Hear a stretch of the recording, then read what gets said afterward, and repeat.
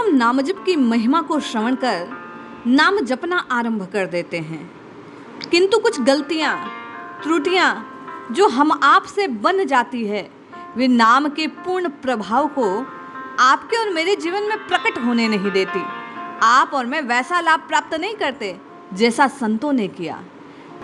आज पूज्य भाई जी के एक लेख से आप और मैं उन बातों को समझने का प्रयास करते हैं जो वास्तविक नाम के प्रभाव को, अनुभव को, दिव्य प्रताप को आपके और मेरे जीवन में लाकर मेरा और आपका जीवन भी बदल सकता है। पूज्य भाई जी ने ये जो बात बतलाई, निश्चित रूप से नाम की सिद्धि के लिए साधक में इसका होना अत्यंत आवश्यक है। जय श्री हरि। पूज्य गुरुदेव के चरणों में बारंबार प्रणाम। सभी नामनिष्ठ साधकों को जय जय श्री सीताराम। भजन कैसे किया जाए, नाम जप कैसे हो, आप और मैं बस पलक झपकते ही प्रभाव देखना चाहते हैं, तो ये बात आपके और मेरे जीवन में नाम के प्रताप को अनुभूत करवाने के लिए अत्यंत आवश्यक है। पूज्य भाई जी कहते हैं कि भजन की गोपनीयता, दोष रहते भजन न किया जाए ऐसी बात नहीं है, परंतु जब तक दोष का सर्वथा नाश न हो जाए तब तक भजन अत्यंत गुप्त रहे। भजन इतना गुप्त रहे कि जितना संभ्रांत कुल की स्त्री किसी से प्रेम को रखती है, दुर्गुण और दुर्भाव वास्तविक भजन होने नहीं देते। भक्ति और भजन का अर्थ कदापि ये नहीं कि इसमें बुरे आचरणों का समर्थन है। भक्ति बुरी बातों का कदापि किसी प्रकार समर्थन नहीं करती। दुराचारी कभी भक्त नहीं कहला सकता, और जो भक्त है वह कभी दुराचारी नहीं हो सकता।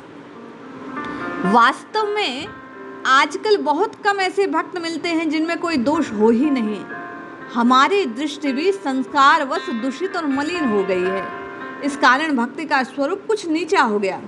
लोग ये समझने लगे कि भक्तों में भी दुराचार रहता है, इसलिए भक्ति और दुराचार साथ चल सकते हैं। यही इस युग की भ्रांति है। वास्तव में भक्ति तो विशुद्ध होती है। पूज्य भाई जी कहते हैं कि भक्ति की कसौटी भगवान ने गीता में स्पष्ट बतला दी। भगवान ने डंके की चोट पे कहा कि मेरा भक्त वह है जो किसी से द्वेष नहीं करता, जो सब भूतों के साथ मित्रता से बर्ताव करता है, जो कृपालु है, जो ममता और अहंकार से रहित है, जो दुख और सुख में समान और क्षमाशील है, जो ध्यान परायण, लाभ हानि से सदा संतुष्ट, संयमी और दृढ़ निश्चयी है, जिसने अपने मन और बुद्धि को मुझ में अर्पण कर दिया, वह मेरा भक्त मुझे प्यारा है। जिससे न तो लोगों को क्लेश होता है न लोगों में क्लेश पाता है, ऐसे ही जो हर्ष, अमर्ष, भय, उद्वेग से रहित है, वही मेरा भक्त है। मेरा भक्त वही मुझे प्यारा है जो निरपेक्ष, पवित्र, दक्ष अर्थात जीवन के असली काम को, आलस्य को छोड़ता है, जो पक्षपात रहित है, जिसे कोई विकार डगा नहीं सकता। अब इतनी सब बातों को सोचकर आप सोचेंगे कि ये सब खूबियाँ, गुण तो आप में और मुझ में नहीं है, तो क्या आप और मैं भक्ति नहीं कर सकते? कहने का तात्पर्य पूज्य भाई जी कहते हैं ये दोष है और इन दोषों से बचकर भक्ति करनी चाहिए, और इसलिए मन लगे ना लगे निरंतर नाम जप करना चाहिए। ऐसा करने से आपके और ये मेरे दोष धीरे धीरे स्वतः समाप्त हो जाएंगे। बहुत स्पष्ट शब्दों में, बहुत खोलकर और बहुत विस्तार से भगवान भक्त के गुण कहते हैं। जब तक अपने में ये लक्षण नहीं मिलने लगते तब तक अपने को भक्त कहना या भक्त मानना खतरे से खाली नहीं है। भाई जी कहते हैं जब तक कुछ भी विकार है तब तक यही मानना चाहिए कि प्रभु में पूर्ण विश्वास नहीं हुआ। विश्वास होते ही विकार नष्ट हो जाते हैं। जहाँ जीवन भक्तिमय हो गया वहाँ विकार कहाँ। भक्ति का प्रधान साधन है मन, और सर्वोत्तम भक्ति वही है जिसमें सारा हृदय, संपूर्ण तन, मन, प्राण भगवान को समर्पित हो जाए। आप और मैं प्रथम सीढ़ी पर तो चढ़े, मन लगे ना लगे नाम की रटना लगाना आरंभ करें। पूज्य भाई जी कहते हैं इस प्रकार हृदय को भगवानमय बना दें, उसे भगवान से इतना भर दें कि फिर दूसरे का स्थान नहीं रह जाए। स्थान रहे भी तो ऐसे भावों का जो भक्त के साथ रहने योग्य है, जैसे वैराग्य, दया, प्रेम। विकार और भक्ति दोनों एक साथ रहेंगे ही कैसे? जिस मंदिर में भगवान की भक्ति की प्रतिष्ठा हो उसमें कूड़ा कटकट कैसे रह सकता है? उसमें तो धूप दीप अगर कपूर चंदन और सुगंधित पुष्प रहेंगे। भक्ति से हृदय को भरते जाना चाहिए। हृदय को भक्ति का मंदिर है। अपनी भक्ति को गुप्त रखना चाहिए, कोई जान न पाए कि हम प्रभु जी की भक्ति करते हैं। पत्नी थोड़ा ढिंढोरा पीटती फिरती है कि वह अपने पति के चरणों में अपने को चढ़ा चुकी है। उसकी मांग से सिंदूर देखकर, उसके चेहरे का उल्लास देखकर लोग समझे ना समझे वह तो सुहागिन है। उसका मन प्राण जीवन अपने स्वामी के चरणों में जड़ चुका है। भक्ति कहीं प्रकट ना हो जाए, लोग उसके कारण मान बढ़ाई न देने लगें। इस बात से भक्त को बराबर सावधान और सतर्क रहना चाहिए। कच्चा भक्त जहाँ मान सम्मान के स्वागत में लगा भक्ति छूटी, वह द्वेष में न फंसे, नहीं तो भक्ति का अंकुर नष्ट हो जाएगा। लोगों को जानने में क्या धरा है, लोग जाने न जाने भक्ति तो अपना रस बरसाएगी।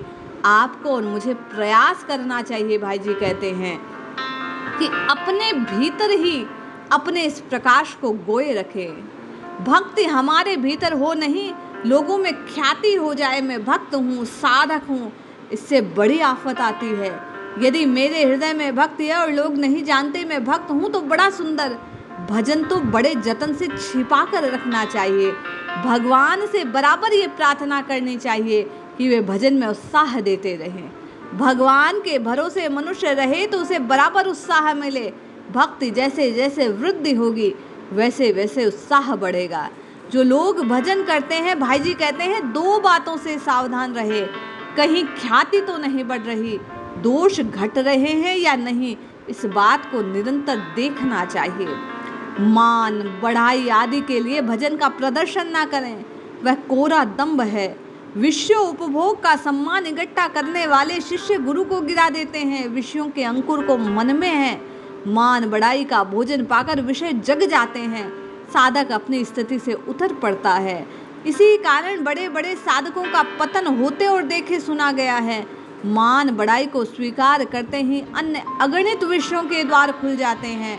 भक्ति के नाम पर विषयों का स्वागत पामरता है, इसलिए साधक मान बढ़ाई के मीठे विष से बच सके यह आवश्यक है। वह अपने भजन को साधन को छिपा कर रखे, किसी पर प्रकट ना होने दे। कोई जाने न जाने भजन करता है, ख्याति बढ़ने पर दोषों का द्वार खुल पड़ता है और भक्ति का द्वार बंद हो जाता है। भक्ति से दोषों का नाश होगा, चित्त निर्मल होगा। भक्ति प्रिय प्रभु का आवास हृदय होता है। इसलिए आप और मैं निरंतर ये प्रयास करें कि मन लगे ना लगे राम जी के नाम को गाते रहें, तो ये सब गुण आपके और मेरे हृदय में उतर आएंगे। ज्ञानी हो या भक्त, काम क्रोध लोभ का परित्याग सबके लिए अनिवार्य है। अंतःकरण की शुद्धि के अनंतर सच्ची भक्ति और ज्ञान का उदय होता है। अपने प्रेम और भक्ति को अपूर्ण मानना ही उस दिशा में आगे बढ़ना है।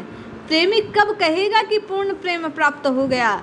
अब अधिकारी आकांक्षा नहीं, बराबर यही अनुभव करता रहेगा कि प्रेम का एक कण भी मुझ में नहीं है।